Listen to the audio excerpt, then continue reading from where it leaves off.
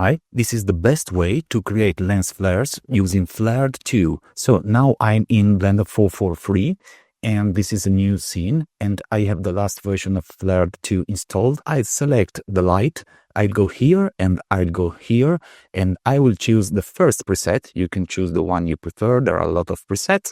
I will choose the first and I will click here and now the flare is there. I will go to render view, clicking here.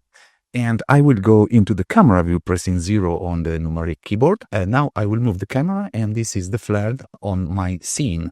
It can work in Eevee, like now, or it can work in Cycles. In Cycles, you have to do something more, because Cycles needs more... Okay, this is not useful. Needs more transparent light paths. So go here into light path, and turn up this value till everything is fine. So now everything is fine and I can work using Cycles. If you see these artifacts, it means that you need more transparent light paths. And so you can turn this up. The transparent light paths are due to all the elements created by Flare that are planes with transparency. So if you add more elements, you need more transparent light path. Now I'll go back to Eevee because it's easier and faster. And here I will show you how to create an obstacle that will pass in front of the camera. So I go in the upper view. I take this obstacle and put it between the light and the camera here. And I will go back into this view. I will move this into a collection. So now it is selected. I will press M on the keyboard and I will make a new collection. The new collection will be collection 3 or the name that you prefer. And now I will select here into the obstacle section. I will go to select collection 3. Into the collection 3, you can add as many elements you want, and every element into this collection will be an obstacle. So now I will move it.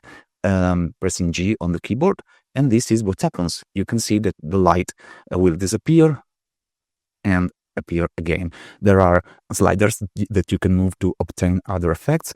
If you stop with the mouse, you can see each description what this is going to do. Now I want to show you what is the 2D mode. Now I will move the camera. So to make it easier, I will create another window here.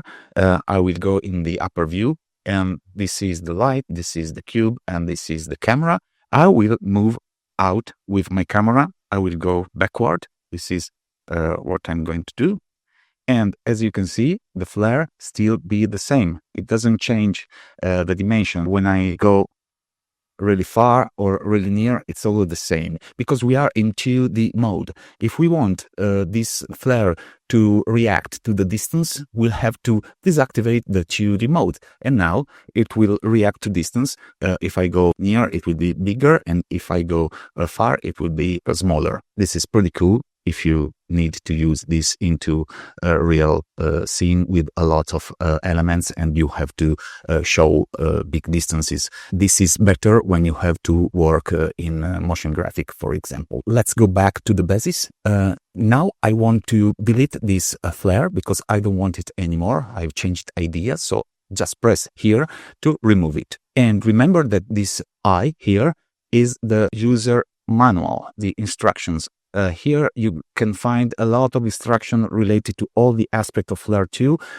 They are updated to the last version. I hope maybe there are mistakes. And now I will show you how to work with more than one flare. So I will duplicate this, Shift D and Shift D and Shift D. Please remember that you can use each kind of object to add a flare. You can use empties too if you need. So now I want to add flares to all these elements. I want to add a flare to these two. I want to add this kind of flare, so I can add it to 2 elements at the same time. And I want to add another kind of flare to these other 2 elements. You can do it. You can add as many different flare you want into your scene. But remember now, each time you work here and you make a modification, you are making them to the active flare that now is this one, not to all the other. Now I want to make all these flares in 3D, removing this 2D mode. But if I do it, just this one is reacting because I'm modifying just this one. To make all the modification to all the flare at the same time, you have to connect them here. And now all the flares are connected. And each panel that you modify, you have to click on this button to apply this modification to all the other flares. So now I will remove this 2D and apply the same modifications to all the other flares. And as you can see now, everything is in 3D. And in 3D, it is good to work with a lot of flare because you can see how the 3D works now. The same is if you want to add this obstacle to all the flares. If I do it right now, I will add the obstacle only on this flare. I will add the obstacle on this flare and then I will update this panel. And so this obstacle now works with all the flares. I have to put the cube between the camera and the flares to make it work.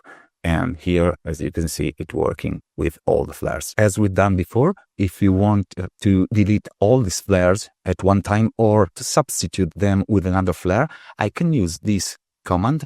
Now, everything I'll choose here and I will push this button will be applied to all the selected flares. So now I will choose a very strange flare, maybe this one, and I will apply to all the selected flare. So replace, yes, and each flare now is like this.